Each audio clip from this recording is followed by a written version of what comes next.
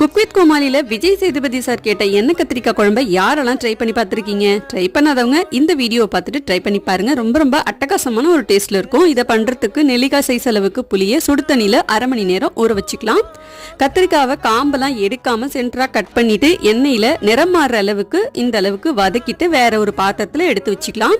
இப்போ மசாலாலாம் வதக்கி அரைக்கிறதுக்கு கடாயில எண்ணெய் ஊற்றிட்டு ஒரு பெரிய வெங்காயம், ஒரு தக்காளி, 4-5 பூண்டு பல், சின்னதா இஞ்சி 2 துண்டு, 1/4 ஸ்பூன் பெருஞ்சீரகம், 1/4 ஸ்பூன் ஜீரகம், 1/4 ஸ்பூன் மிளகு, மிளகாய் தூள், தனியாத்தூள், ஒரு கைப்பிடி தேங்காய் எல்லாத்தையும் கொஞ்சமா தண்ணி விட்டு அரைச்சிக்கோங்க.